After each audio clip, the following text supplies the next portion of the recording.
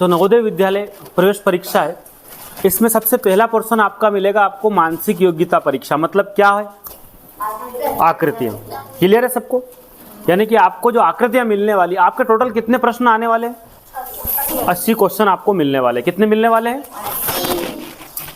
ठीक है, 80 क्वेश्चन है। इन 80 क्वेश्चन में से आपको जो आकृतियाँ, जिसको हम कहते हैं मानसिक योग्यता परीक्षण जो है, उसके कितने क्वेश्चन मिलेंगे आपको? 40।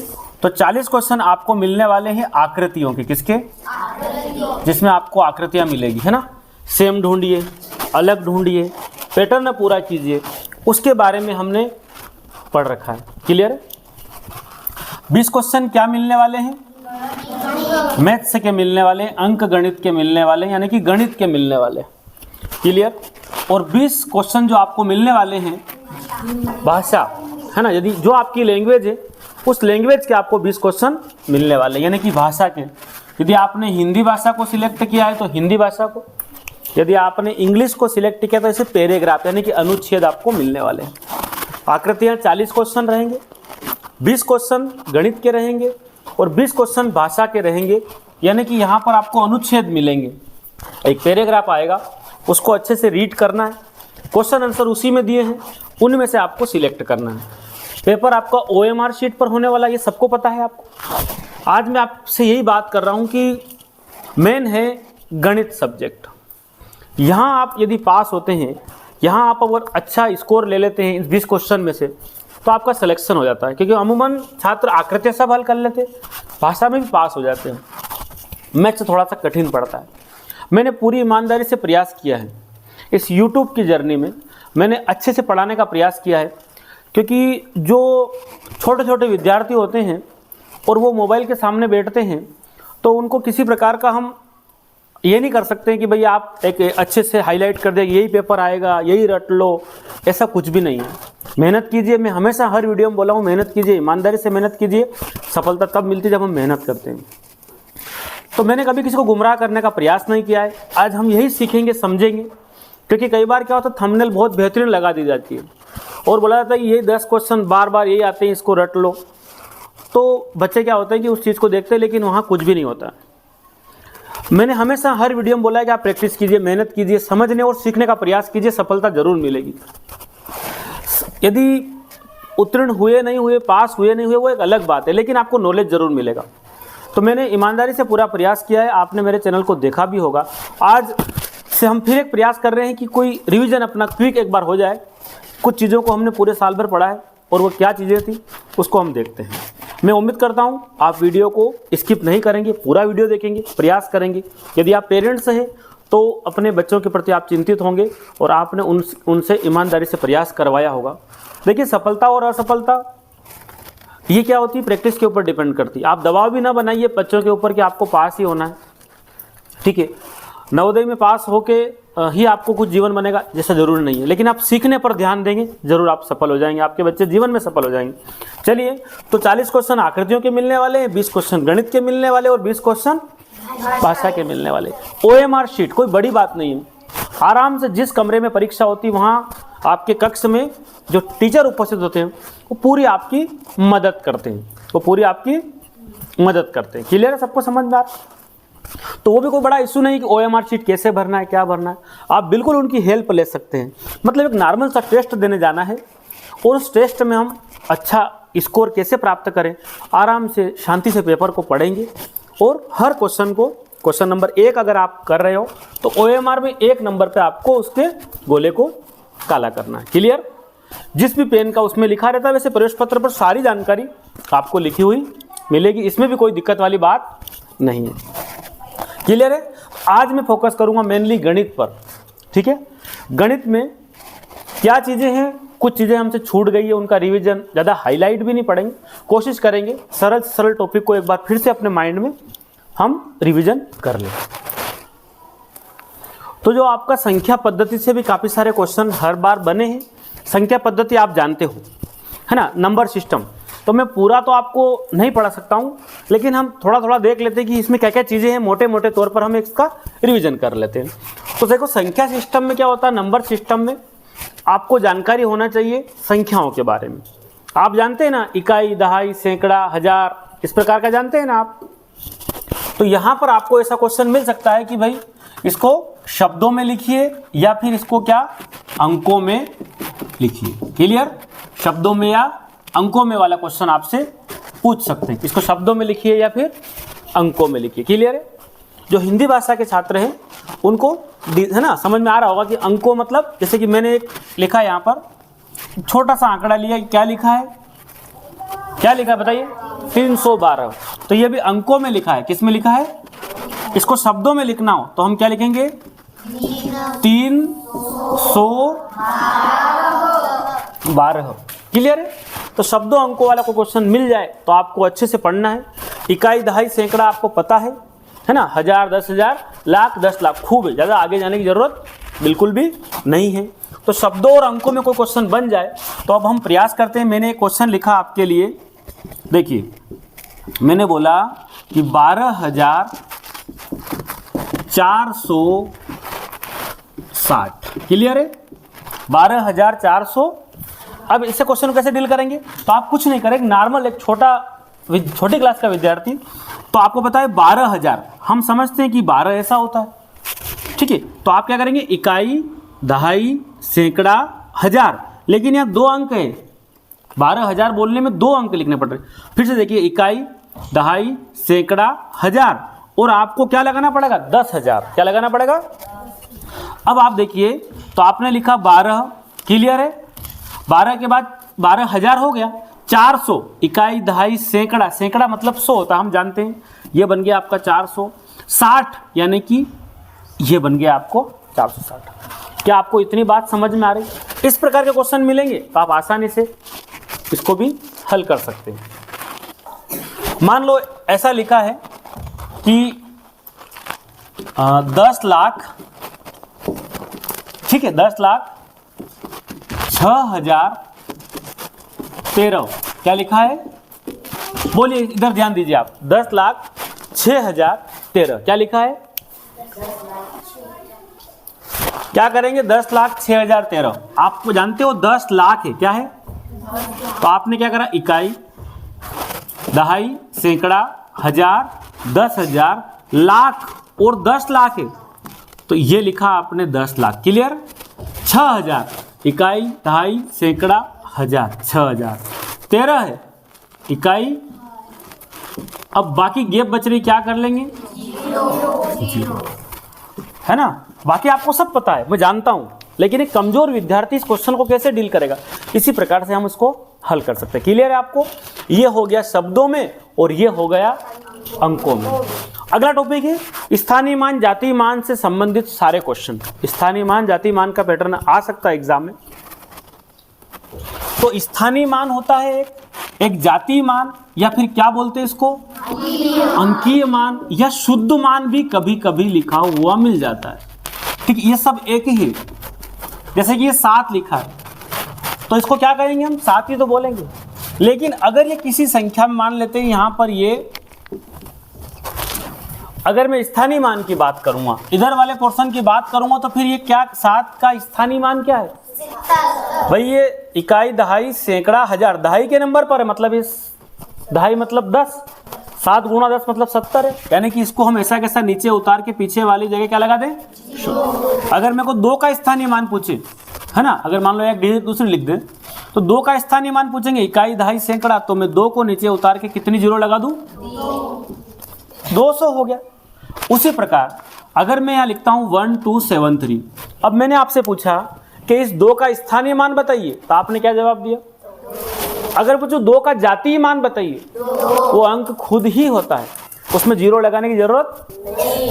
इसको बोलते हैं प्लेस वैल्यू, और ये फेस वैल्यू, जातीय मान है, परिशुद्ध मान है, अंकीय मान है। क्या बात समझ में आ गई आपको? ऐसे स्थानीय मान पर आधारित कई सारे क्वेश्चन आ सकते हैं। योग कीजिए, जोड़ कर दो, अंतर कीजिए, घटाव कर दो, ऐसे क्वेश्चन आपको मिलने वाले हैं। देखिए क्या क्वेश्चन है, संख्या 3, 5, 7, 8, 9 यानी कि 35,789 में 5 और 7 के स्थानीय मान का योग होगा। इसमें 5 का स्थानीय मान आप निकाल लिए, ये 5 है, स्थानीय मान मतलब उस स्थान पर है, इकाई, दहाई, सैकड़ा, हजार के स्थान पर है। पीछे कितने अंक है, 3 शून्य लगा दी। 7 देखिए आप, इकाई दहाई सैकड़ा, यानी कि 7 लिखा, पीछे 2 जीरो लगा दी। इन दोनों का योग करना, योग मतलब जोड़, अंतर मतलब, और गुणनफल बोले तो गुणा करना है, जो भी बोले। तो आप 700 को इधर लिखेंगे, इस तरफ लिखेंगे, आप इकाई के नीचे ही इकाई को लिखना है। इस प्रकार इसका योग आया 5700। क्या आपको बात समझ में आई? ठीक, ऐसा है। अगर इसको चेंज कर दे, 5 व 7 के स्थानीय मान का अंतर निकालिए, माइनस कर लेंगे आप। कभी कभी बोल दे कि 5 और 8 को परस्पर बदल दें, तो दी गई संख्या, स्थानीय मान से अलग क्वेश्चन बता रहा हूं मैं, कि 5 और 8 का परस्पर स्थान बदल दे तो दी गई संख्या और नई संख्या का योग निकालिए। तो स्थानीय मान का क्वेश्चन नहीं है 5 और 8 को बदलना, ये संख्या दे रखी है, नई क्या बनेगी, 8 यहाँ आ जाएगा, 5। इस प्रकार के क्वेश्चन भी आपको मिल सकते हैं। आपसे पूछा जाए कि इसका स्थानीय मान बताइए, इस 2 का स्थानीय मान बताइए, दशमलव है, 7 का क्या होगा 7, इस 5 का क्या होगा, इस 3 का क्या होगा, इस 2 का क्या होगा, 2/4 का क्या होगा, और 8 का क्या होगा, 8/1000, है ना। ये दशांश है, शतांश है, और ये हजारवा हिस्सा इसका। ठीक, ये आपको पता है अच्छे से। या फिर इसका इस प्रकार से बोल दे आपसे, इसका विस्तारित रूप दे दे यहाँ पर, है ना। तो आप क्या करेंगे, सबसे पहले 3 गुणा 1 लिखेंगे, क्लियर है। कितनी शून्य लगाएंगे, प्लस का निशान। फिर 5 गुणा 1, 5 एकम 5, कितनी शून्य लगाएंगे, 1, प्लस फिर 7 गुणा क्या लिख देंगे, 1, प्लस का निशान। अब बताइए क्या लिखेंगे, 2 गुणा 1/, फिर क्या लिखेंगे, प्लस लगा के 4/100। 8 लिख के क्या लिखेंगे, 8 गुणा 1/, क्या बात समझ में आ गई? या फिर क्या लिख सकते हैं इसी लाइन को, 3 गुणा 10 की पावर कितनी, 2, 100 बन गया, प्लस 5 गुणा 10 की पावर 1 तो लगाते नहीं, प्लस 7 गुणा 1। समझ रहे हैं आप? इस प्रकार से भी आपसे प्रश्न पूछा जा सकता है, क्लियर है। वो माइनस में चली जाएगी उधर। अगला टॉपिक है अपने पास पूर्ववर्ती परवर्ती। भाई पूर्व माने क्या होता है, पूर्व मतलब पहले, पूर्व मतलब पहले की, कौन सी संख्या, पहले की। मान लेते ये है, इससे पूर्ववर्ती पूछेंगे तो आप क्या करोगे, -1, ने परवर्ती पूछेंगे तो +1, यानी कि बाद वाली। परवर्ती को एक और नाम क्या, किस नाम से पुकारते हैं, उत्तरवर्ती। क्या कहते हैं, है ना, उत्तरवर्ती बोलते हैं ना इसको। आ जाएगा समझ में आपको, पूर्ववर्ती और उत्तरवर्ती, है ना। परवर्ती या उत्तरवर्ती या अनुवर्ती कह सकते हैं, क्लियर है। ठीक है, तो पूर्ववर्ती मतलब पहले की, उत्तरवर्ती मतलब बाद की, है ना। इसको अधिकतर तो उत्तरवर्ती लिखा हुआ मिल जाएगा। पूर्ववर्ती मतलब पहले की, उत्तर मतलब उसके बाद वाली, क्लियर है। तो आपको मान लो मैंने बोला कि 100 की पूर्ववर्ती बताइए, तो आप क्या बताओगे, 99। हाँ, 100 में से 1 कम कर दो, अभी आ जाएगी, तो क्या निकलेगी, 99। 100 - 1। अगर मैं बोल दूं कि 100 की उत्तरवर्ती संख्या बताइए, 101, क्लियर है। 1 जोड़ना है, 1 कम करना, क्लियर। अगला रोमन प्रणाली, आप जानते हो रोमन नंबर सिस्टम को। रोमन प्रणाली में अब समय इतना नहीं है, 1 2, इसको क्या लिखते हैं, 3। 4 को लिखने के लिए क्या करेंगे, 4 डंडे खींचेंगे, नहीं, क्या करेंगे, पहले आपको 5 लिखना पड़ेगा, 5 में से फिर इस तरफ आप 1 डंडा कम कर देंगे, हो जाएगा ना ये 4 5। इस प्रकार से 6 आप सब जानते हो। मैंने एक तरीका बताया था आपको, क्या था वो, IV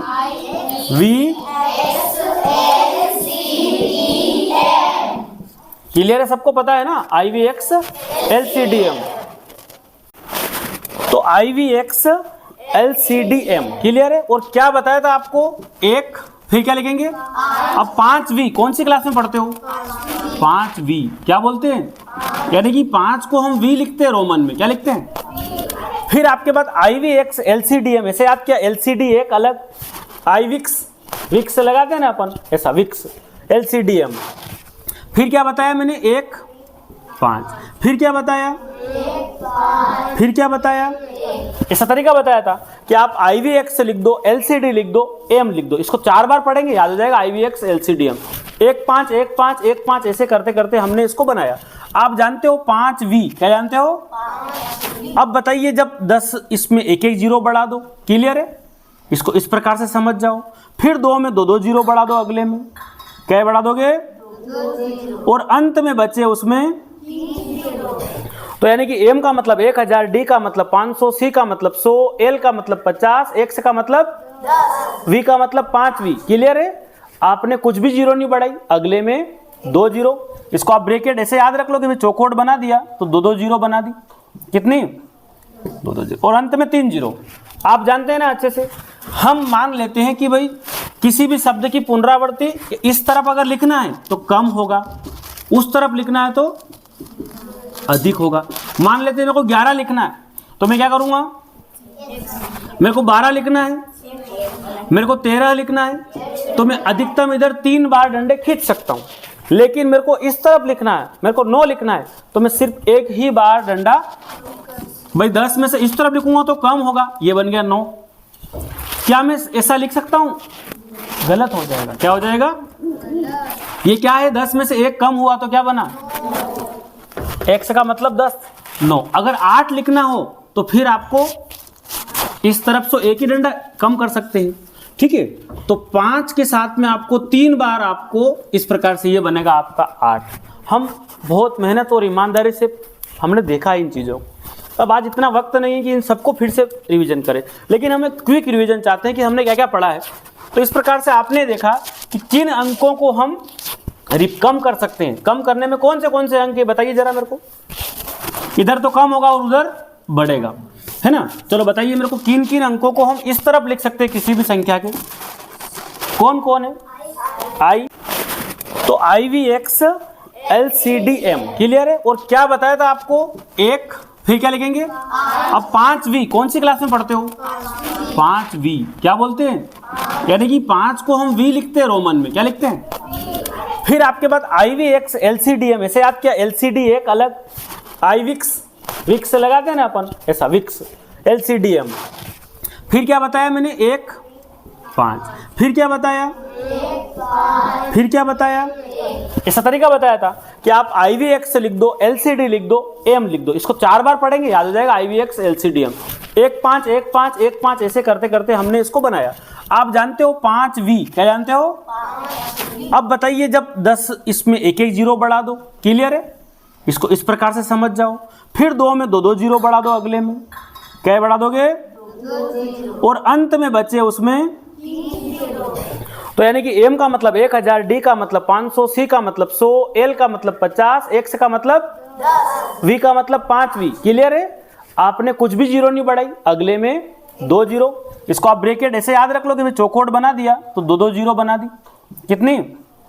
2 2 जीरो, और अंत में 3 जीरो। आप जानते हैं ना अच्छे से। हम मान लेते हैं कि भाई किसी भी शब्द की पुनरावृत्ति इस तरफ अगर लिखना है तो कम होगा, उस तरफ लिखना है तो अधिक होगा। मान लेते हैं मेरे को 11 लिखना है तो मैं क्या करूंगा? मेरे को 12 लिखना है, मेरे को 13 लिखना है तो मैं अधिकतम इधर 3 बार डंडे खींच सकता हूं। लेकिन मेरे को इस तरफ लिखना है, मेरे को 9 लिखना है तो मैं सिर्फ एक ही बार डंडा, भाई 10 में से इस तरफ लिखूंगा तो कम होगा, ये बन गया 9। क्या मैं ऐसा लिख सकता हूं? गलत हो जाएगा। क्या हो जाएगा? ये क्या है? 10 में से एक कम हुआ तो क्या बना? x का मतलब 10, 9। अगर 8 लिखना हो तो फिर आपको इस तरफ से एक ही डंडा कम कर सकते हैं, ठीक है? तो 5 के साथ में आपको 3 बार, आपको इस प्रकार से ये बनेगा आपका 8। हम बहुत मेहनत और ईमानदारी से हमने देखा इन चीज़ों को। अब आज इतना वक्त नहीं है कि इन सबको फिर से रिवीजन करें, लेकिन हम एक क्विक रिवीजन चाहते हैं कि हमने क्या क्या पढ़ा है। तो इस प्रकार से आपने देखा कि किन अंकों को हम कम कर सकते हैं। कम करने में कौन से अंक है बताइए जरा मेरे को। इधर तो कम होगा और उधर बढ़ेगा, है ना? चलो बताइए मेरे को किन किन अंकों को हम इस तरफ लिख सकते हैं किसी भी संख्या के। कौन कौन है? I और IV, इनको हम लिख सकते हैं। इस तरफ कम करना हो तो किसी भी संख्या में हम लिख सकते हैं ना। तो कम करने के लिए आप क्या कर सकते हो? IX C, इन तीनों को हम कम करने के लिए या इस तरफ लिखने के लिए इसका प्रयोग करते हैं। अधिकतम हम 3 बार से ज़्यादा आगे चल नहीं सकते, 3 स्टेप से आगे चल नहीं सकते। तो ये रोमन सिस्टम था। क्लियर है? मान लो आपको रोमन में 90 लिखना हो तो ये किसके नजदीक पड़ रहा है? 100 के। तो 100 क्या है बताइए? उसमें से 10 कम करो तो इस तरफ कम कर देंगे तो क्या बनेगा? बन गया 90। आगे बात समझ में? यदि आपको 110 लिखना हो तो है ना, ये तो हो गया 100 और ये 10। अब संख्याओं के प्रकार की अगर बात करें तो आप खुद जानते हो कि एक प्राकृत संख्या होती है। क्या होती है? जो 1 से शुरू होकर अनंत तक जाती है। प्राकृत संख्या 1 से, या 1 समझ लो इसको, एक डंडा दिख रहा है आपको, प्राकृत में प्र लिखने पर 1 दिख रहा है। प्राकृत संख्या 1 से अनंत तक जाती है। अगला नंबर है पूर्ण संख्या है। क्या है? यानी कि इस प्राकृत संख्या में हम अलग से 0 को शामिल कर दें, बाकी सेम टू सेम ऐसे कैसे, तो सब क्या कहलाएगी? पूर्ण संख्याएं, है ना। बाकी यूं अनंत तक चलेगी। ये प्राकृत संख्या थी, ये प्रकृति से मिली, गिनने में काम आती है। अलग से 0 को शामिल कर देंगे तो पूर्ण, यानी कि 0 दिख रहा है आपको, ये पूर्ण संख्या है। क्या है? तो 0 क्या है? पूर्ण संख्या। क्या है? पूर्ण संख्या। ठीक है, इतनी बात समझ में आई। तो यानी कि प्राकृत संख्या 1 से अनंत तक, पूर्ण संख्याएं 0 से। अगला नंबर है सम संख्याएं। क्या है? आप पता है ना डेफिनेशन सबको, क्या होती है भाई सम संख्या? बताइए। जिसमें 2 से पूरा भाग चला जाए। 2 का पूरा पहाड़ा सम है, यानी कि सम संख्या 2, 2 दूने 4, 2 तिया 6, 2 चौक 8, 2 पंजे 10, ऐसी अनंत तक जिसमें 2 से पूरा भाग चला जाए वो सम। अगला है विषम संख्या। और विषम संख्या जिसमें 2 से भाग देने पर कुछ ना कुछ शेष बचे, वो विषम संख्या 1, बोलिए 3, 9 और इस प्रकार से अनंत तक चलने वाली संख्याएं विषम है। 2 से भाग देने पर पूरा भाग नहीं लगे, कुछ बच जाए, वो विषम संख्या। क्या है? तो हमने देखा प्राकृत संख्या, फिर क्या देखा? पूर्ण संख्या, फिर क्या देखा? फिर क्या देखा?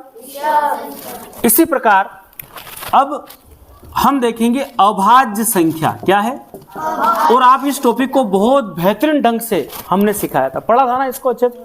तो अभाज्य मतलब ऐसी संख्या जिसमें किसी का भी भाग न जाए, एक का जाएगा और खुद का।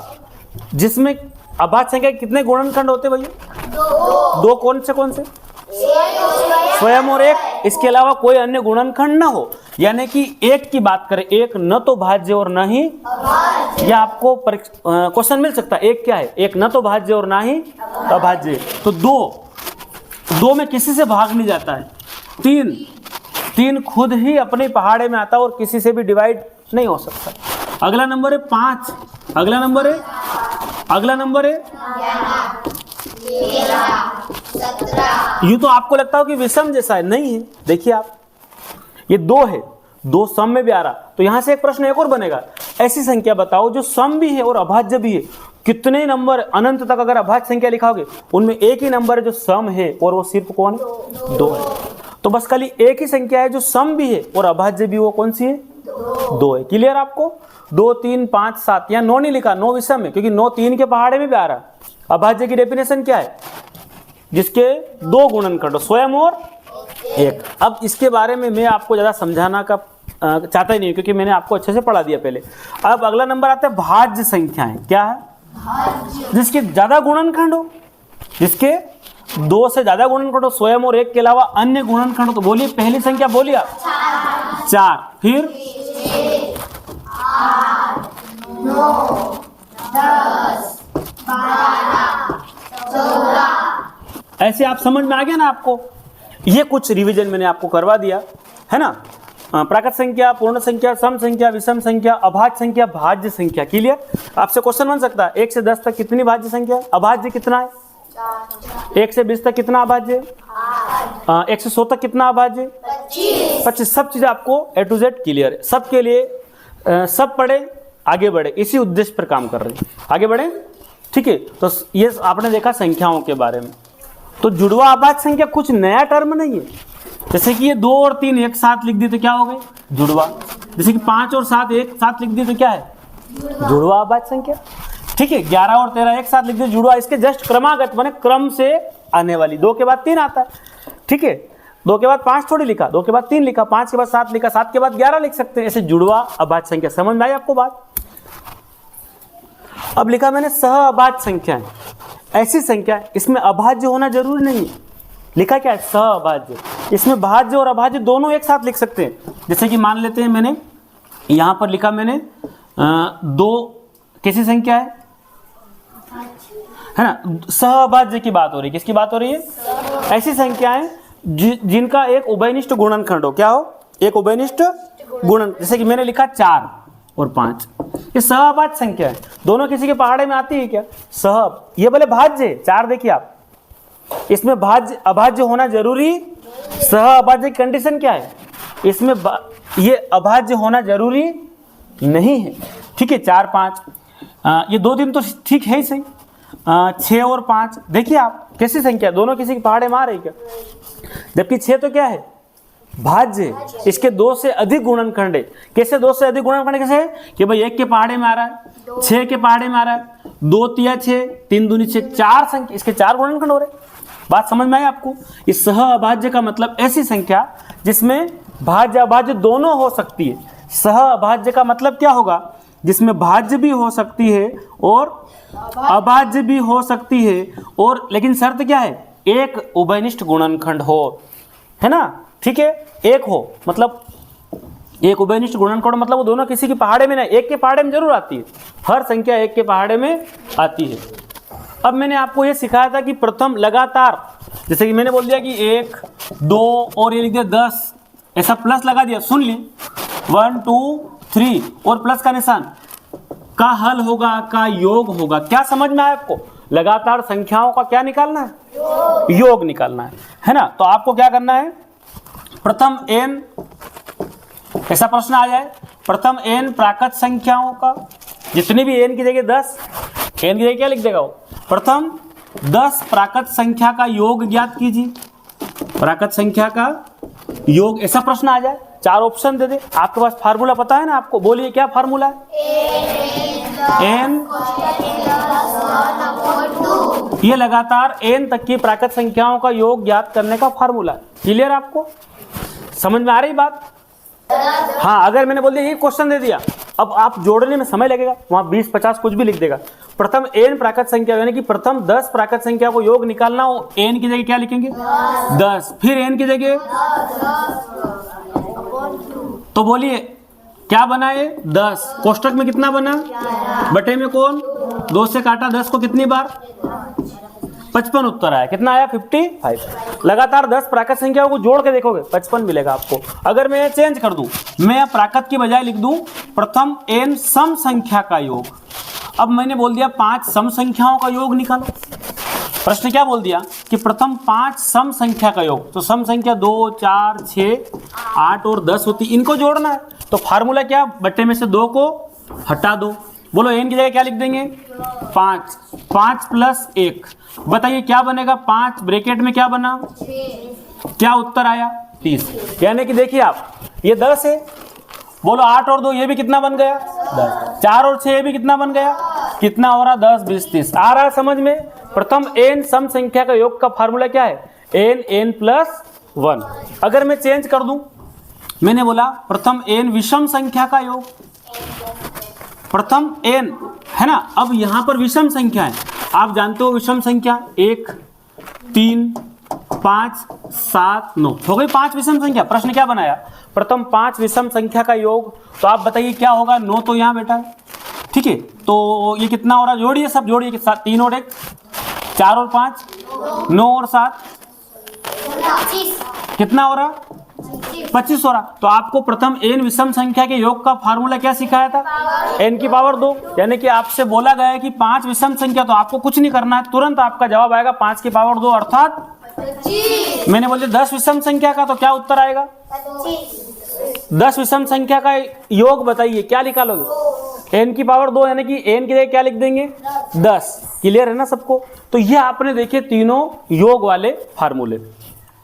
क्या है? प्राकृत संख्या का योग, लेकिन वो प्रथम पहले से, लगातार प्राकृत संख्या का योग, लगातार सम संख्याओं का योग और लगातार विषम संख्या का योग। प्रथम से, शुरुआत से, है ना। शुरू कहां से हो रहा है? वहां से। अब मैंने आपको संख्याएं बनाने की एक तालिका बनाई थी।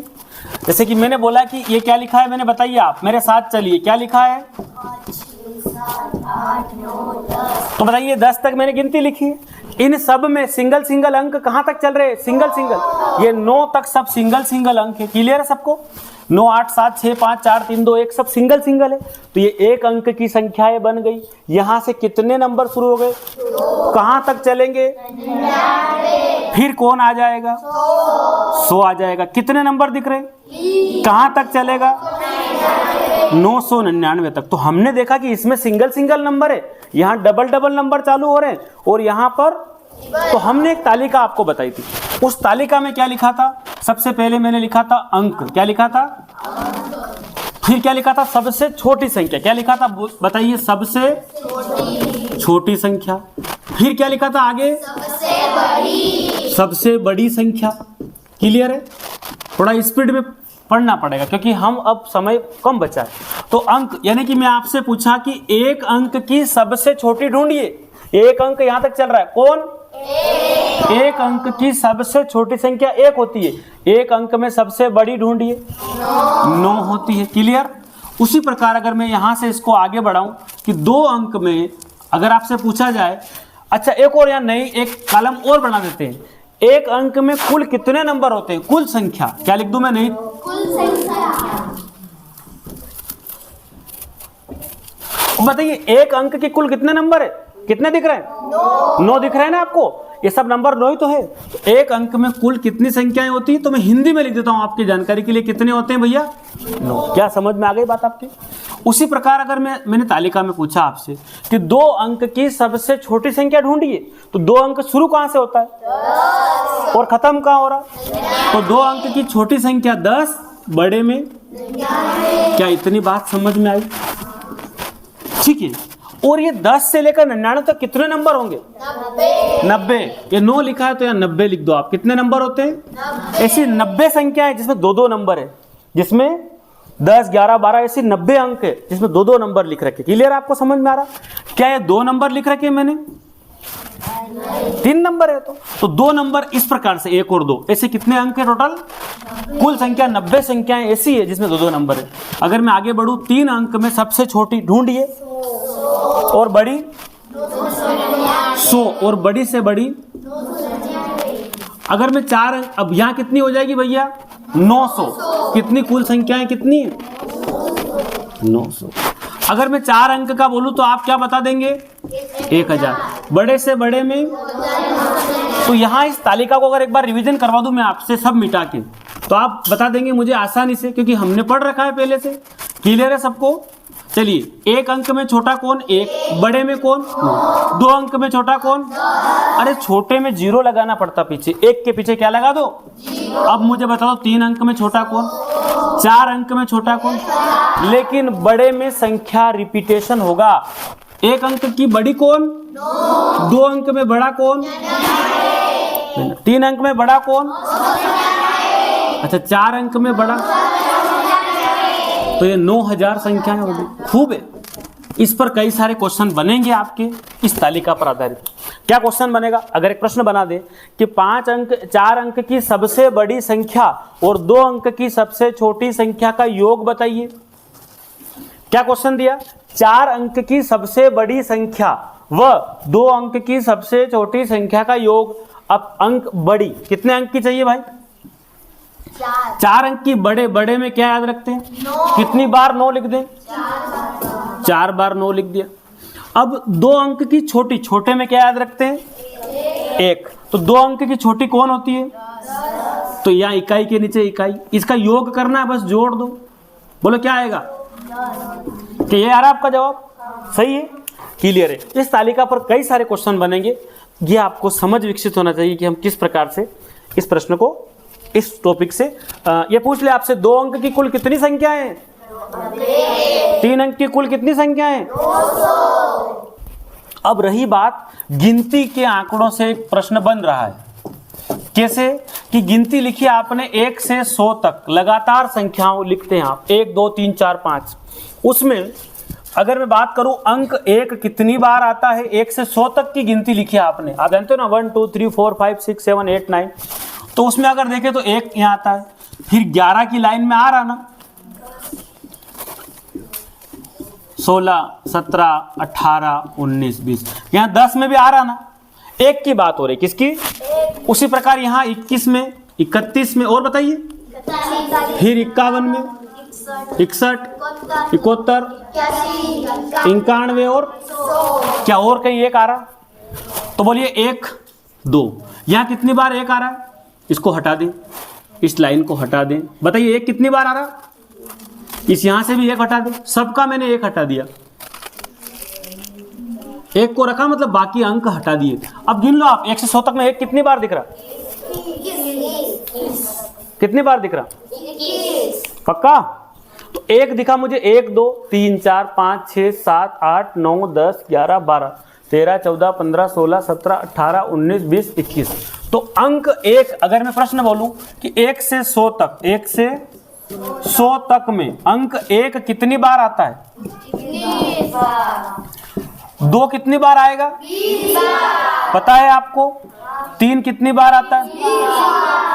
4 कितनी बार आएगा? अच्छा 5 कितनी बार आएगा? 6 कितनी बार आएगा? Very good. उसी प्रकार 7 कितनी बार आता होगा? 8 कितनी बार आता? बहुत बढ़िया। 9 कितनी बार? कौन रह गया? तो 0 कितनी बार? 11 बार 0 आता। सब पता है ना आपको? 11 बार 0 आता, याद रखना। 1 21 बार 0, 11 बार, बाकी सब खाली ओड है, ये बाकी सब सेम है, खाली 1 और 0 की बात कर लें। 1 21 बार और 0 11 बार। आगे बस हम 0 बार कैसे कि पहले नंबर पर 10 की, फिर 20 की, 30 की, 40 की, 50 और 100 में कितनी 0? बोले 1 2 3 4 5 6 7 8 9 10 11।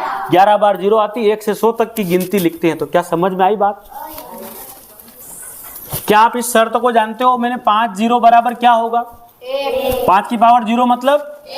अरे किसी भी संख्या की 0 पावर का मतलब, चाहे वो 1000 की घात 0 लिख दी, मतलब उस पूरे का मतलब कितना होता? 1 होता। क्लियर? अब बात चलेगी आरोही में। लिखिए, क्या बोलेंगे आपसे? आरोही। और आपसे लिखेंगे अवरोही। आरोही और आरोही माने बढ़ते क्रम। आरोही मतलब और अवरोही मतलब आरोही में 3 अक्षर है और इधर अवरोही में ज्यादा है। तो यहाँ 3 है, मतलब ये छोटा है, ये क्या है? और इधर क्या है? बड़ा है। अरे भाई 1 2 3 1 2 3 4, तो छोटे से शुरू करोगे तो आरोही। पहले छोटी संख्या, फिर बड़ी संख्या, फिर बड़ी संख्या, फिर उससे ये होता आरोही क्रम। क्लियर है सबको? ये आरोही क्रम है। अवरोही क्रम में लिखने का बोल दे तो अवरोही मतलब 1 2 3 4, आरोही अवरोही याद है आपको सबको? अवरोही में शुरू कहाँ से करना है? बड़े से। पहला नंबर क्या रहेगा? बड़ा, फिर छोटा, फिर ऐसे ही लिखते हैं ना हम कॉपी में, इसी दिशा में लिखते हैं ना हम। तो पहले आरोही में कौन? छोटा पहले, अवरोही में पहले कौन? अब मेरे को क्वेश्चन नहीं देना है यहाँ पर, आपको पता है ना सबको। आरोही अवरोही मैंने आपको भिन्न में भी आरोही अवरोही सिखाया था। भिन्न में कैसे बदलते, भाग लगा के देख लो, सबसे बढ़िया है, कोई ट्रिक काम नहीं करेगी। ऐसी कंडीशन आ जाए, उसने दे दिया अंक, क्या दे दिया आपसे? अंक 7 2 3 0 5 से बनने वाली बड़ी संख्या बनाइए, इनसे बनने वाली बड़ी से बड़ी संख्या बनाइए। सबसे पहले किसको लिखूंगा? अगले नंबर पर, फिर क्या लिखूंगा? फिर क्या लिखूंगा? 1 2 3 4 5 है ना। इनसे बनने वाली कितने, मैं प्रश्न लिखना भूल गया, बनने वाली 5 अंकों की, क्या पूछा था आपसे? बड़ी संख्या। 5 अंकों की बड़ी बन गई। अगर मैं चेंज कर दूं, 5 अंकों की छोटी पूछ लूं आपसे, तो आप क्या करेंगे? छोटी बनाइए, बड़ी हटा दीजिए। बनाइए, छोटी कैसे बनेगी?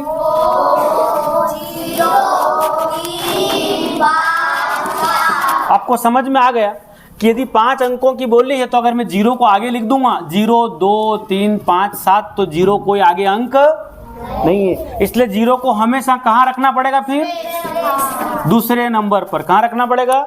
दूसरे नंबर। अब मान लो ऐसा आ जाए कि 2 संख्याओं का योग इतना है। मान लो आपसे बोल दे कि दो संख्याओं का योग, एक नॉर्मल सा सवाल ले लेते हैं, दो संख्याओं का योग 100 है, उनमें से एक संख्या 40 है, तो दूसरी बताइए। काफी इजी पैटर्न है ना, तो दूसरी बताइए। यूँ तो आप बता दोगे डायरेक्ट, दो संख्याओं का योग 100 है, उनमें से एक संख्या 40 है, दूसरी संख्या बताइए। अब दो संख्याओं का योग माने ये पहली संख्या, ये दूसरी संख्या, इन दोनों का योग जोड़ो तो क्या आता है? 100। क्या बात समझ में आई? दो संख्याओं का योग 100 है, इस प्रकार से हमने एक यहाँ और एक यहाँ संख्या मानी है, उनमें का योग कितना आ रहा? 100। तो उनमें से एक संख्या 40 है, तो दूसरी अपने आप यहाँ रह जाएगी। अगर ये दूसरी संख्या निकाले, आप दूसरा लिख दो, बोले वर्ड लिख दो, सेकेंड संख्या, कौन सी संख्या? अब ऐसी कंडीशन में आप क्या करोगे, सेकेंड यहीं रह जाएगी, 100 में से यहाँ से 40 तो ये अभी प्लस में तो क्या हो जाएगा? -40। तो दूसरी संख्या क्या निकल जाएगी आपकी? क्या बात समझ में आई? ऐसे कोई बड़ा से बड़ा आंकड़ा दे दे तो आप इस प्रकार से उसको कम कर लेंगे। तो दो संख्याओं का योग इतना है, दो संख्याओं का गुणा आ जाए, दो संख्याओं का गुणा कुछ भी आ जाए, आपको सब पता है ना ये सारी चीजें। क्या लिख दिया? दो संख्याओं का गुणनफल 100 होता है, ये गुणनफल, उनमें से एक संख्या 20 है, दूसरी निकालिए। अब आप देखिए, जब भी मैंने आपको नियम पढ़ाया है कि जो भी गुणे में रहता है, गुणे वाला कहाँ जाएगा? बराबर से उस तरफ भाग में, यानी कि बटे में कौन चला गया? बोलो 0 से, भैया गुणे में था ना 20, बोलो 2 पंजे 10। अगर मैं यहाँ 5 आया ना, 5 20 पंजे 100। ठीक। अब शेषफल प्रमेय पर आधारित क्वेश्चन, भाज्य बराबर बोलते जाइए, क्या होगा?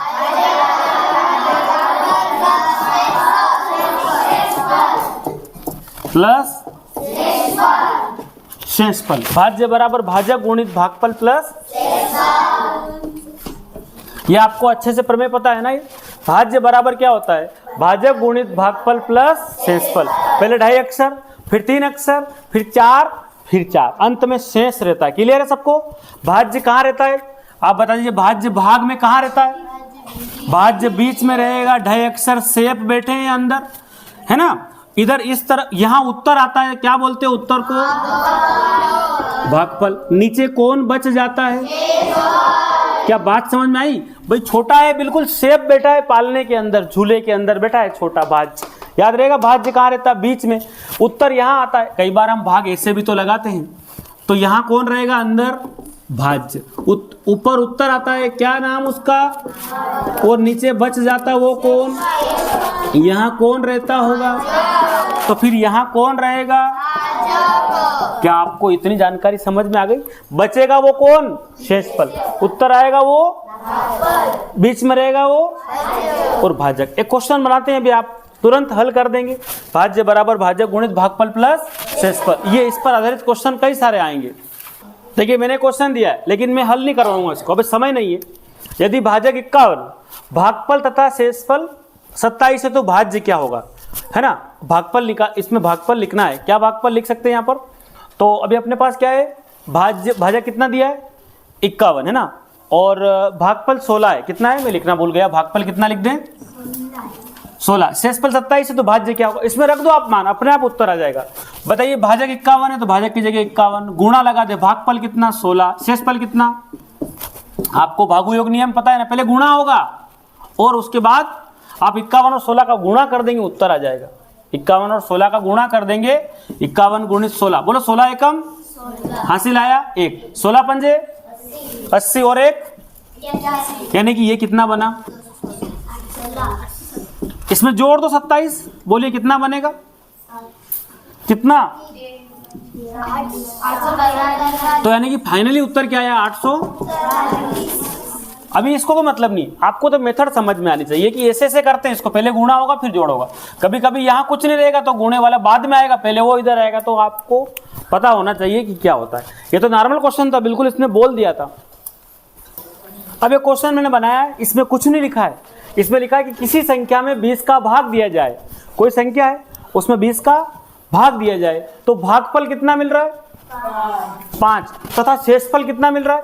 तो वह संख्या बताइए। सबसे पहले कुछ न करिए, शेषफल की जगह आप इस प्रमेय का सहारा लेके, इस सूत्र का सहारा लेके शेषफल की जगह क्या लिख देंगे? 2। और क्या दिया? 2 का काम खत्म। भागफल कितना दिया है? 5 लिख देंगे। अब गुणा लगा देंगे।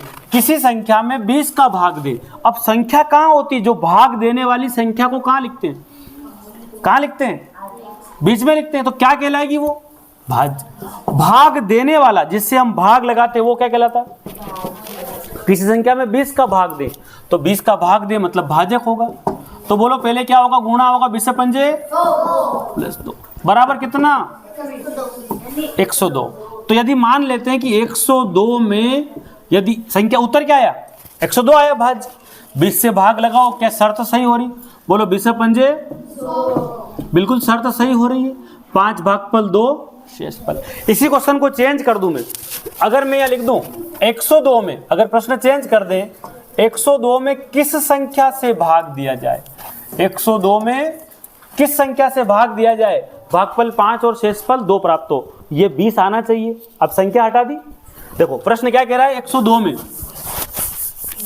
सवाल पढ़िए। 102 में किस संख्या से भाग दे? भागफल 5 शेषफल 2 प्राप्त हो, वह संख्या बताइए। सबसे पहले शेषफल के लिए क्या लिख देंगे आप? 2। बताइए भागफल कितना लिख देंगे? अब रुको, 102 में भाग देने की बात हो रही है, तो 102 को मैं कहाँ लिखूंगा? यहाँ या यहाँ? भाज्य की जगह 102। भाजक अपने पास नहीं है। किस संख्या से भाग दे ये निकालना। तो भाजक यही रह गया। सबसे पहले इस कंडीशन में देखो, भाजक गुणा 5, इस 5 का कुछ नहीं, वो 2 इधर आएगा। जानते हो ना आप क्या बनेगा? बोलो। इधर क्या रह गया? बोलो कितना रह गया है? 100 बराबर कौन? भाजक गुणा, वो गुणे वाला कहां चला जाएगा? बोलिए गुणे में कौन था? बटे में आ गया। 5 दूना 20 आ गया उत्तर 20। अभी 20 से भाग लगा रहे थे ना, तो भाजक क्या निकला? 20। अब क्वेश्चन इकाई के स्थान वाला आ रहा है आजकल। 121 गुणा 125 गुणा 1 2 3 के गुणनफल में इकाई का अंक बताइए। बहुत इजी क्वेश्चन है। गुणनफल में हाँ क्या उत्तर आएगा? आपसे इकाई का अंक पूछ रहा है। इकाई का अंक पूरा गुणा न करना। वहां इकाई में कौन है? 1। यहाँ इकाई में कौन है? यहाँ इकाई में कौन है? तो बोलो 1 पंजे 5 तिया, इसमें इकाई में कौन है? आगे बात समझ में। ऐसे इकाई का अंक एक पैटर्न ये पूछता है, एक बहुत लंबी चौड़ा संख्या दे देगा। मान लो 1 है ना, 152, एक और लिख दिया कुछ ना कुछ 132, फिर 0 लिख दिया बीच में और 125 का मान होगा। अब बताइए पूरी सीरीज का मतलब, अगर 1 0 भी आ गई तो पूरी सीरीज क्या हो गई? 0 हो गई। पूरी सीरीज क्या हो गई? अभाज्य गुणनखंड। अभाज्य गुणनखंड से संबंधित आपको क्वेश्चन समझ में आना चाहिए। अभाज्य गुणनखंड जानते हैं? अभाज्य संख्या से गुणनखंड करना। मान लो मैंने बोल दिया कि 120 का अभाज्य गुणनखंड कि क्या हुआ, उत्तर कुछ ऑप्शन दे देगा, तो आप 120 का अभाज्य गुणनखंड करना अच्छी तरह से जानते हैं। नियम भी पता है ना आपको। इकाई का अंक में 0 है, किससे लगाऊंगा? बोलो, बोलते जाओ आगे आप।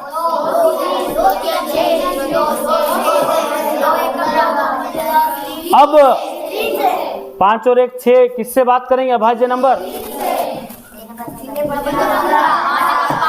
आपको उत्तर मिला 2 गुणा 2 गुणा 2 गुणा। क्लियर? इस प्रकार से हमने अभाज्य गुणनखंड वाले क्वेश्चन को देखा। ठीक है। अगर अभाज्य वर्ड नहीं आए और आपसे बोले कि 12 के गुणनखंड बताइए, जानते हो 12 के गुणनखंड किस किस पहाड़े में आता? 12 और भाई 1 दून 1 12, 2 छंग 12, 3 चौक 12, कितने गुणनखंड निकल गए? अभाज्य नहीं पूछा है। अभाज्य में तो 2 3 5 7 ये संख्याएं होती। अभाज्य पूछा नहीं है। क्या बात समझ में आई? अगर मैं क्वेश्चन और लिख दूं कि यहाँ पर मैंने 24 लिख दिया, 24 के गुणनखंड कीजिए, सुन लो। और क्वेश्चन बोला, प्रश्न ये लिखा कि 12 व 24 के गुणनखंडों में उभयनिष्ठ गुणनखंड बताइए, संख्या बताइए। उभयनिष्ठ गुणनखंडों की संख्या, उभयनिष्ठ की संख्या। भाई 24, ये तो 12 का बना दिया, किसका बनाया? 24 का बना दीजिए, बताइए 24 में और किस में आता? 24 3 8 24, 4 छंग 6 चौक और अरे भैया 8 8 तिया और तो बोलो कॉमन, उभयनिष्ठ बोले मैंने कॉमन।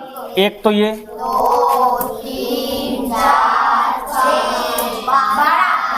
तो कितने उभयनिष्ठ मिले?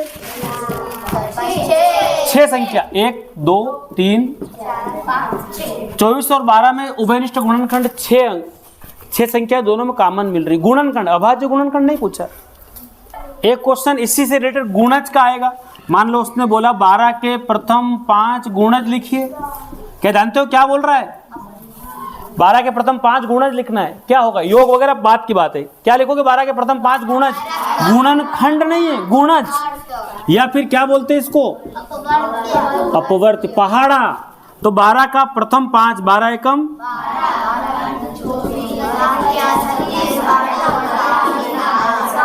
ये गुणज है। ये क्या है? गुणज है। वो गुणनखंड है। ये आपको डिफरेंस पता होना चाहिए। ठीक है। अब आपको भिन्नात्मक सवाल में बात करें हम, तो मान लो 1/2 3/5 का योग करना हो तो आप एलसीएम मेथड सबसे बेस्ट है। 3 में भी काम करेगी, पता है ना सबको। बोलो 2 और 5 का, या फिर क्रॉस गुणा तो 2 तक ही सीमित है, उसमें नहीं उलझेंगे। बोलो एलसीएम मेथड, एलसीएम क्या होगा? बोलो 2 की बात कर रहे 10 से, 2 पंजे 10, ऊपर अपने लिख लिया पेंसिल से। क्लियर? 5 की बात करवाओ, नीचे हर, ये भी हर है, ये भी हर। 5 दूनी 10, ऊपर खबर पहुंचा दी 2 की। बताइए क्या बना? 1 पंजे 5, 3 दूना, बोलो क्या उत्तर आया? ठीक है, योग था। अगर मैं नया बदल दूं 1/2 3/5 और 5/3 का योग ज्ञात कीजिए। तीनों नंबर का एलसीएम ले लो। वैसे अलग अलग है, क्या उत्तर आएगा? बोलो 5 दूना 10 या 30, अलग अलग है तो 30 एलसीएम। 2 से बात करवाई, 30 की कितनी बार कटा? 15। 1 को 15 की खबर पहुंचा दी, कितना आ गया? 5 से 30 की बात करवाइए, 5 छंग 30, तो कितना? 6 गुना। 3 का 6 गुना क्या? बोलो 3 ढाई 30, यानी कि 10 की बात करवा दो, कितना? इन सबको जोड़ोगे आपका उत्तर आ जाएगा। समझ में आ रही बात? ये था आपका भिन्नात्मक सवाल। उसी प्रकार माइनस भी ऐसे चलेगा। गुणे की बात कर लेते हैं। मैंने लिखा 1/2 गुणा 2/3 गुणा 3/4 गुणा 4/5 गुणा 5/6 का हल होगा। आप जानते हो गुणे में ऊपर नीचे क्या कर सकते हैं? तो बोलो 2 से कैंसिल हुआ 2, नीचे इस 3 से 3, नीचे 4, सब कट गया। ऊपर ऊपर क्या बचा? ये बताइए 2/3 गुणा 4/3 गुणा 1/2 कैसे हल होगा बताइए? 2 से 2 वेरी गुड, 2 से 2 कट गया। ऊपर बचा 4 और कोई किसी से तो गुणे में ऐसे सीधे सीधे गुणा कर दो। 4 एकम 4, बोलो 3 तिया, उत्तर आ गया 4/9। क्लियर? 4/2। ऐसे एक प्रश्न दे दिया मैंने कि 0.01 को भिन्न में बदलिए।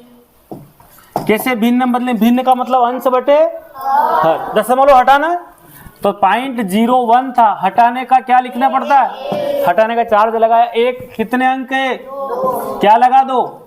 फाइनली क्या बचा? आगे की 0 कोई काम की नहीं है, 1/100। क्लियर है ना? मैंने बोला कि 0.19 को भिन्न में बदलिए। क्या करेंगे? पॉइंट हटाएंगे, हटाने का 1 और 1 2 अंक, 2 बार 0, 19 बटे क्या बना? 100। अगर फिर से आपको बोल दूं मैं कि मैंने लिखा 7/1000, दशमलव में बदलिए। दशमलव में कैसे?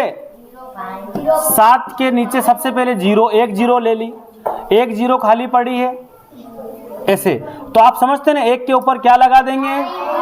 ये 2 जगह वापस क्या लिख दो? आ गया उत्तर दशमलव में। ठीक। अगर ऐसा लिख दूं मैं 5/3, भाग का निशान 2 मान लेते हैं 3 लिख दिया। क्या करना पड़ेगा? गुणा कर दो। क्या कर दो?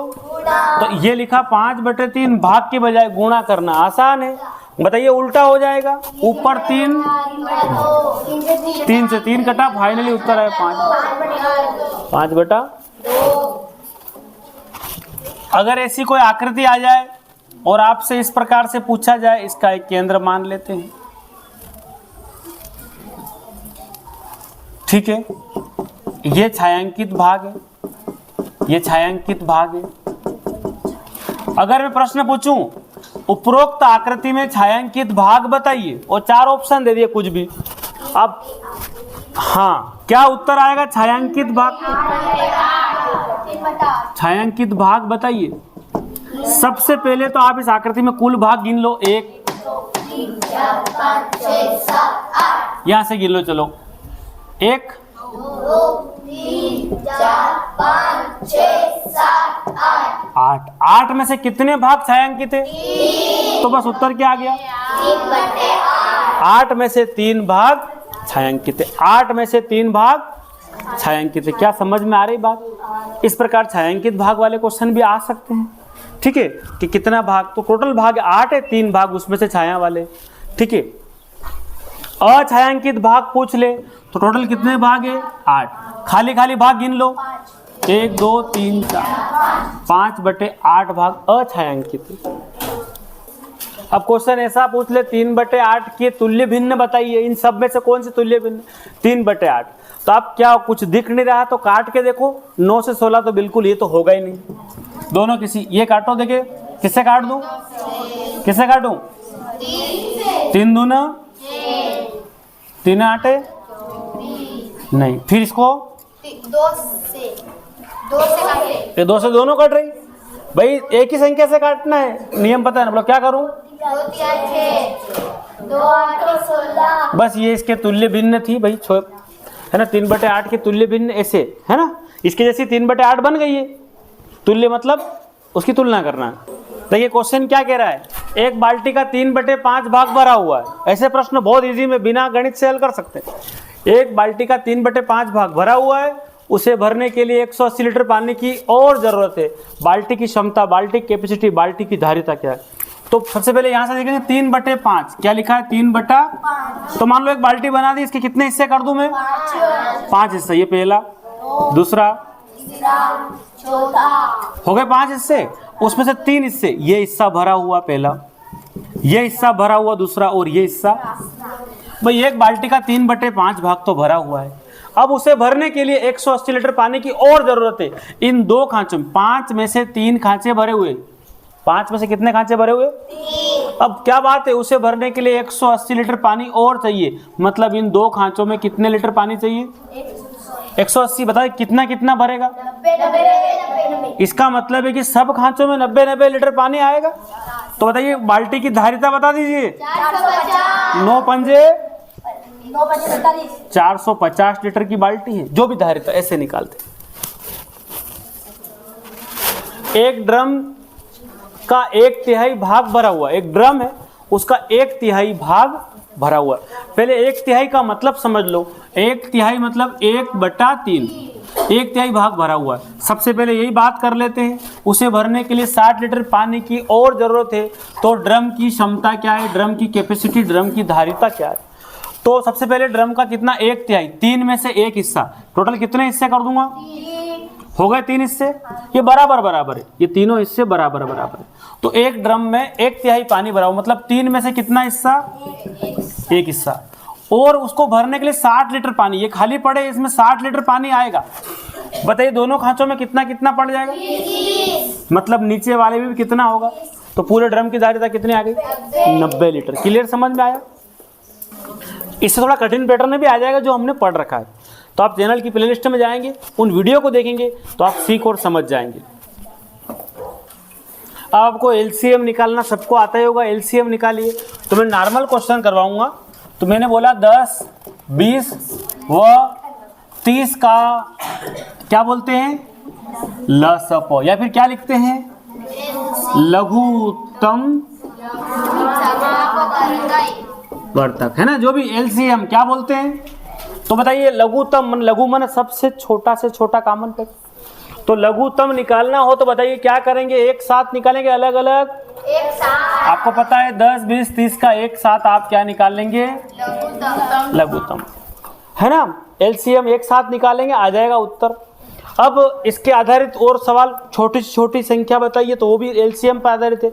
घंटे वाले सवाल मैंने करवाए थे आपसे, है ना, न्यूनतम लिखा हुआ एलसीएम पर आधारित है। और बताइए एलसीएम से, चौराहे पर सिग्नल एक साथ कब लाल हरे, जो भी प्रश्न है वो प्लेलिस्ट में सारे प्रश्न है। तो एलसीएम पर आधारित बहुत सारे क्वेश्चन आपको। उसी प्रकार एक होता है एचसीएफ। एचसीएफ में ये तो भाग विधि से भी करते हैं, लेकिन हमने नॉर्मल अलग अलग निकाल के बता देना आपको, ठीक है। ये तो आपको पता है नॉर्मल एलसीएम। कभी कभी ऐसा पूछ ले, मान लो 2 की पावर 7, 2 की पावर 9, 2 की पावर 3 का एलसीएम बताइए। भाई बड़ी से बड़ी घात होती, घात में तो बड़ा देखना है, घात में तो बस ये इसका एलसीएम है, ये इसका एलसीएम है। और एचसीएफ में सबसे छोटी घात आ जाएगी, इसका एचसीएफ क्या होगा भैया, 2 सबके अंदर एचसीएफ हर एक के अंदर है, वो घात में से देखते हैं, है ना। और ये आपको सब एलसीएम एचसीएफ पर आधारित एक सूत्र भी है, दो संख्याओं का एलसीएम बताइए। दो संख्याओं का क्या होता है, दो संख्याओं का बराबर क्या होगा, उन दो संख्याओं का एलसीएम गुणित।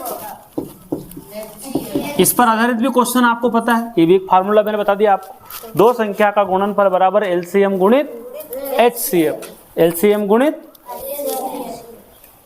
अब ऐसा क्वेश्चन है 2 की पावर 3 गुणा 3 की घात 1, 5 की घात 2 गुणा 7, एक कोष्टक बंद हो गया। 2 की पावर 4, 3 की पावर 2, 5 की पावर कुछ नहीं है, 7 की पावर 2 गुणा 11।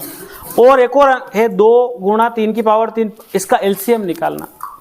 बताइए कौन सी घात लिखते हैं एलसीएम में, बड़ी से बड़ी। एलसीएम में बड़ी से बड़ी, घात में तो बड़ा ही देखते हैं। तो सबसे पहले उत्तर लिखेंगे 2 की सबसे बड़ी घात किसके पास है, 4। अगला नंबर 2 के बाद 3, बोलो 3 की सबसे बड़ी से बड़ी, ये रही यहाँ पर।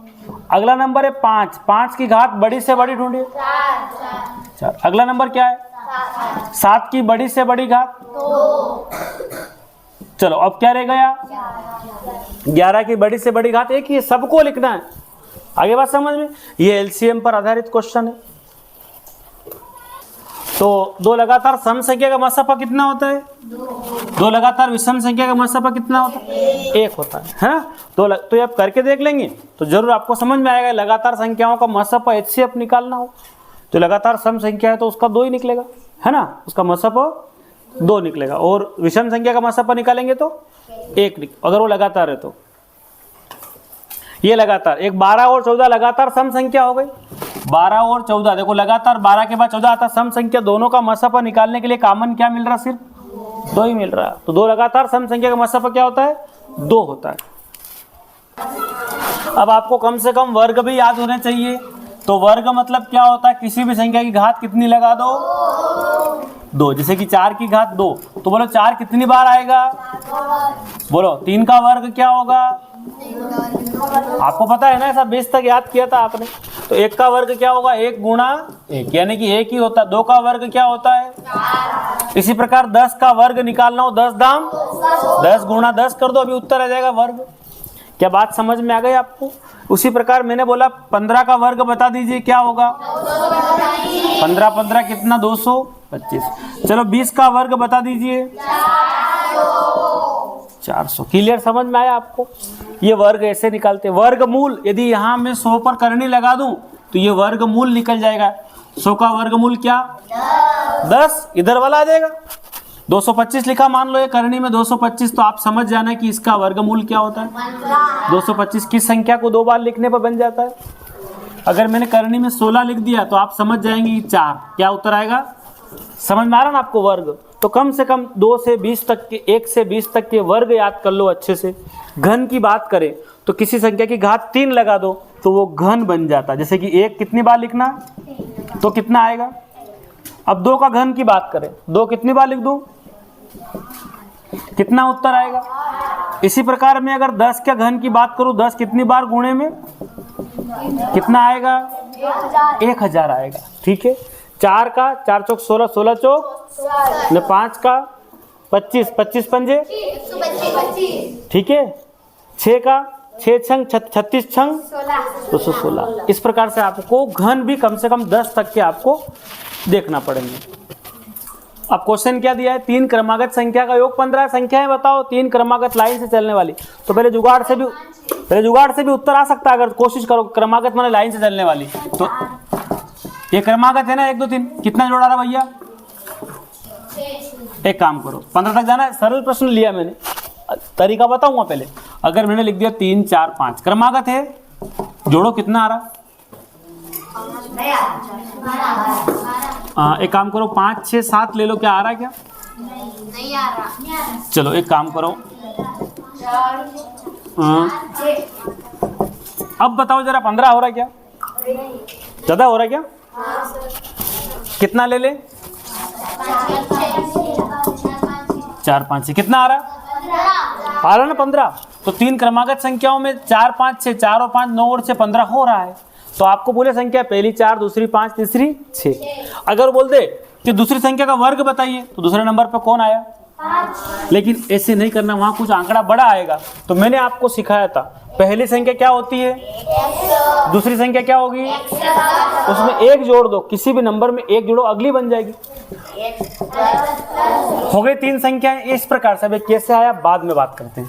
बताइए, x पहली संख्या, दूसरी संख्या x प्लस, तीसरी संख्या बराबर कितना लिख दूं? 15 लिख दे, है ना। तो बताइए कितने x? 1 2 3 x, कितने x हो रहे? अब 1 2 3 x, ये जोड़ दो। बताइए 3x बराबर कौन? 15 माइनस, तो 3x बराबर कौन? बोलो 12 बटे में कौन? 3 चौक 12। x बराबर कितना? यानी कि पहला नंबर क्या आ गया? बोलो x की जगह 4 और 1, अगला नंबर 5। बोलो x की जगह 4 और 2, यानी कि नंबर मिला 4 5 6। क्या मिला? पहला नंबर x की जगह 4 आ गया, 5 और 6। वो जो बोल दे, वो बोल दे दूसरे का वर्ग, तो 5 का वर्ग 25, तीसरे का वर्ग 6 का 36। वो बोल दे कि तीसरी संख्या बताओ, तो 6, पहली बताओ 4, दूसरी बताओ। ऐसे 4 संख्याएं दे दे तो अगला नंबर बनेगा x प्लस 3। इन सबको जोड़ना है क्रमागत संख्याओं में। अब क्वेश्चन क्या कह रहा है, एक कक्षा में, एक कक्षा है, क्लास है, जैसे तुम्हारी क्लास है ऐसे क्लास है, उस क्लास में छात्रों से फीस इकट्ठी की गई, 900 रुपए कलेक्शन हुआ। कितना हुआ? एक कक्षा में छात्रों से फीस के 900 रुपए लिए गए। कितने लिए गए? इकट्ठे हुए। प्रत्येक छात्र ने उतने रुपये दिए, हर बच्चा अपने अपने घर से पैसे लाया। जितने कक्षा में छात्र संख्या थी, जितने कक्षा में छात्र थे, उतने ही रुपए इकट्ठे किए गए। यानी कि एक कक्षा में छात्रों की फीस के 900 रुपए इकट्ठे हुए, प्रत्येक छात्र ने उतने रुपए दिए जितने कक्षा में छात्रों की संख्या थी। अब कैसे करेंगे? क्या कर दें? 900 का वर्गमूल निकाल लो। 900 किस संख्या का वर्गमूल होता है? बिल्कुल सही है। तो 900 का वर्गमूल निकालने के लिए आप अभाज्य गुणनखंड कर दो। बोलो 2 से बात करवाएं, क्या आएगा? 450। फिर 2 से बात करवा दो, फिर किससे? 3 7 21, 3 पंजे, फिर 3 से, फिर किससे? अब ये 900 को इस प्रकार से अपन लिख सकते हैं। 900 का अभाज्य गुणनखंड क्या आया? 3 गुणा 3 गुणा 5 गुणा 5। अब बताइए, यदि मैं यहां से वर्गमूल निकालना है, उतने ही रुपए दिए एक छात्र ने जितने कक्षा में छात्र थे। तो यहां से एक सेट बना 2 का, इसको बाहर निकाल लो। एक सेट बना 3 का, इसको बाहर निकाल लो। एक सेट बना 5 का, इसको बाहर करने के अंदर कुछ भी शेष न बचा। बताइए 2 तिया 6 पंजे की, यानी कि उस क्लास के अंदर 30 लड़के थे, 30 छात्र थे और हर बच्चे ने 30 रुपये दिए। बताओ कितने रुपए इकट्ठे हो गए? क्या क्वेश्चन समझ में आया? यह संख्या बदल देगा वो। आपको अभाज्य गुणनखंड करने के बाद उसका वर्गमूल निकालना। 900 का वर्गमूल याद है तो अच्छी बात है, नहीं तो इस प्रकार से निकालते हैं। तो एक कक्षा में छात्रों से फीस के 900 रुपए इकट्ठे हुए, उतने ही रुपए दिए जितने कक्षा में छात्र थे। अगर मैं आपसे बोलूं कि आपकी क्लास है, उसमें 100 रुपए इकट्ठे हुए, कितने इकट्ठे हुए? उतने ही छात्र है और हर छात्र ने उतने ही रुपए दिए, तो कितने कितने दिए एक एक ने? यानी कि उस कक्षा में 10 विद्यार्थी है, हर विद्यार्थी कितने रुपए लाया होगा, तब जाके कितने बने होंगे। तो आगे बात समझ में, तो वहां उस संख्या का वर्गमूल निकाल लेना, उत्तर आ जाएगा। तो मैंने क्वेश्चन बना दिया आपके लिए। इस वीडियो का पहला क्वेश्चन है और मैंने स्पीड में पढ़ा है क्योंकि अभी समय बहुत कम है। मैं उम्मीद करता हूँ कि आपको चीज़ें समझ में आई होगी। मैंने पूरा प्रयास किया, लेकिन ईमानदारी से पूरा प्रयास किया और आपने भी मुझे सपोर्ट किया है, ऐसी कोई बात नहीं है। यदि ये ठीक लग रहा हो तो आपने मेरे चैनल को सब्सक्राइब कर लिया होगा और मेरी जितनी भी वीडियो है वो आपने देखी होगी, सीखने समझने का प्रयास किया होगा। यदि आप इस साल चूक गए हैं तो आप ज़रूर लोगों को बताइए कि इस प्रकार का एक चैनल है जिस पर बहुत सारी चीज़ें सिखाई और समझाई गई है, अन्य लोगों तक भी पहुंचाने का प्रयास कीजिए। तो एक कक्षा में छात्रों से फीस के 2304 रुपये इकट्ठे हुए। प्रत्येक छात्र ने उतने रुपए दिए जितने कक्षा में छात्र संख्या थी। आप चाहे तो मैं आपके लिए ऑप्शन लिख देता हूँ, आप उसमें से जवाब मेरे को। तो देखिए मैंने आपके लिए ऑप्शन बनाए। पहला ऑप्शन 24 है, दूसरा 48 है, तीसरा 46 है, चौथा 44 है, पांचवा इनमें से कोई नहीं। इन पांचों ऑप्शन में से आप कोई सा भी ऑप्शन जो आपको ठीक लग रहा है हल करके देखना है। मैंने हमेशा कहा है कि कॉपी कलम लेकर बैठिए, साथ में चीज़ों को साथ साथ हल कीजिए। मैं उम्मीद करता हूँ आप इस चैनल पर बने रहेंगे। आपको जब तक एग्जाम है तब तक रोज़ ऐसे वीडियो मिलते रहेंगे, इसलिए आप अपने लिए इस चैनल को सब्सक्राइब कर ले। ठीक है, चलिए ठीक लगा हो तो लाइक करें और कमेंट बॉक्स में ज़रूर अपनी राय दें कि आपको क्या लगा। ठीक है।